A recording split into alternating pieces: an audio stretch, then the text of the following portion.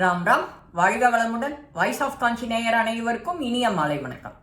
இன்னைக்கு ஸ்ரீ பெரியவா அனுபவத்துல பெருமாளே வந்து சொன்ன மாதிரி இருக்கு. பெரியவா சொன்னது அப்படின்னு ஒரு வைஷ்ணவ சம்பிரதாயத்தை சேர்ந்த ஒரு அம்மா ஸ்ரீ பெரியவா தரிசனத்துக்கு வந்திருக்கா. அது ஒரு மத்தியான நேரம், அதிகம் கூட்டமும் இல்லை. ஸ்ரீ பெரியவா வந்து இந்த அம்மா கிட்ட என்ன நீ தென்கலையா அப்படிங்கிறா. ஆமாம் பெரியவா அப்படின்னுட்டு இந்த மாமி அவ மரபுபடி ஸ்ரீ பெரியவால மூணு தடவை நமஸ்காரம் பண்ணி எழுந்திருக்கிறா. அவ மரபுப்படி அதெல்லாம் எழுந்துட்ட உடனே ஸ்ரீ பெரியவாளுக்கு கொண்டு வந்த வெத்தலைப்பாக்கு பழத்தெல்லாம் வச்சுட்டோ, இந்த மாதிரி எங்கள் குடும்பத்தில் ஒரு 7-8 வருஷமா நிம்மதி இல்லை. சதா சர்வகாலம் ஏதான ஒரு கஷ்டம் தலை இருக்க. பெரிய பொண்ணுக்கு 7-8 வருஷம் கல்யாணம் ஆகியும் இன்னும் குழந்தை இல்லை. சின்ன பொண்ணுக்கோ கல்யாணம் தகையவே இல்லை. வயசு ஆனால் ஏறிண்டே இருக்கு. இன்னொரு பையனுக்கு படிப்பே ஏற மாட்டேங்கிறது. இன்னொரு பையனுக்கு இருந்த வேலையும் போயிடுத்து. பண கஷ்டம் வேற, மன கஷ்டம் வேற, இப்படி கஷ்டத்துக்கு மேலே கஷ்டம் எங்களுக்கு. அதனால எங்கள் ஆத்துக்காரர் என்ன பண்ணார், கேரளாவுக்கு போய் அங்கே நம்பூதிரி கிட்ட பிரச்சனை பார்த்தார்.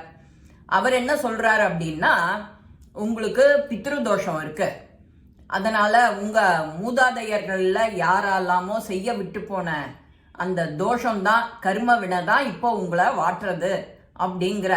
பித்ரு தோஷத்துக்கு போகணும்னா நீங்க ராமேஸ்வரம் போய் கடல் ஸ்நானம் பண்ணணும் அப்படின்னு அவர் சொல்றார். எங்காத்துலேயோ வைஷ்ணவ சம்பிரதாயம்னா நாங்க அந்த மரபுக்கே போக மாட்டோம். எனக்கு ஒரே குழப்பமா இருக்கு பெரியவா, அதனாலதான் உங்களை தேடி வந்துட்டேன். நீங்க தான் எனக்கு நல்லதா ஒரு உபாயம் சொல்லணும், வழி சொல்லணும் அப்படின்னு வந்து நமஸ்காரம் பண்ணி எழுந்துக்கிறா. அந்த மாமியோட கண்கள்ல அவ்வளவு பரிதவிப்பு, கவலை, ஏக்கம். பெரியவாளை பார்த்த உடனே நல்ல வழி காட்டுவாங்கிற ஒரு நம்பிக்கை எல்லாமே கலந்த கலவை அவ மாமி முகத்துல. பெரியவாளோ யோசிக்கிறா. நீ தென்கலை ஐயங்கார் தானே சொன்ன? ஆமாம் பெரியவா.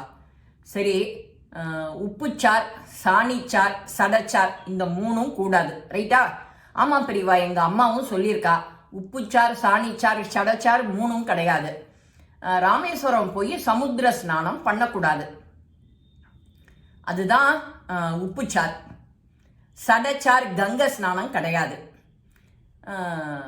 அதனால நீ என்ன பண்ணணும், ஒரு சால கிராமத்தை தினம் ஒரு அபிஷேகம் பண்ணி, அதுக்கு திருவாராதனைன்னா திருவாராதனை பண்ணி அமுது செய்யணும்.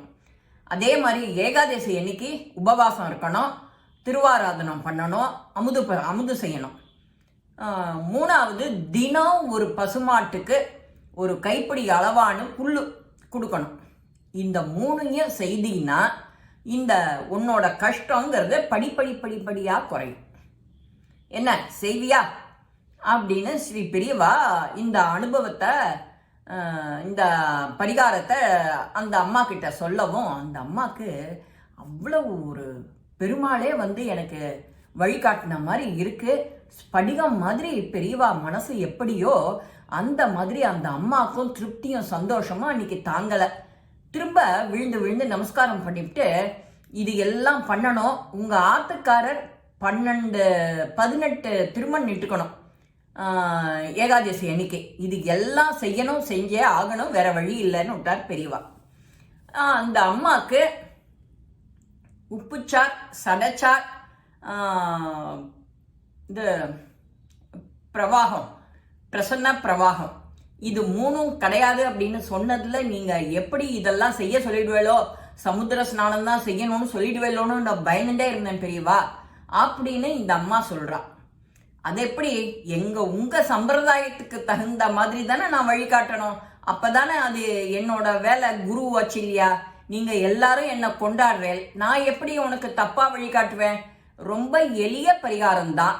இதை எல்லாருமே செஞ்சா, ஐயங்கார் எல்லாருமே, அதாவது வைஷ்ணவ சம்பிரதாயத்தை யார் யார் கடைபிடிக்கிறாளோ அவ எல்லாருமே இப்பேற்பட்ட அந்த எளிய பரிகாரத்தை செஞ்சா நம்ம பித்ரு தோஷத்துலேருந்து, மன கஷ்டத்துலேருந்து, என்ன மாதிரி கஷ்டம் தோஷம் இது இருந்தாலும், மன கிளேசங்கள் இருந்தாலும் நீங்கிடும். எவ்வளோ அழகா சொல்லியிருக்கா ஸ்ரீ பெரியவா. இந்த அனுபவத்தை ஸ்ரீமடம் பாலு மாமா சொல்ல அவர் இன்னொருத்தர்கிட்ட அவர் எழுதியிருக்காரு நமக்காக அனுபவம்.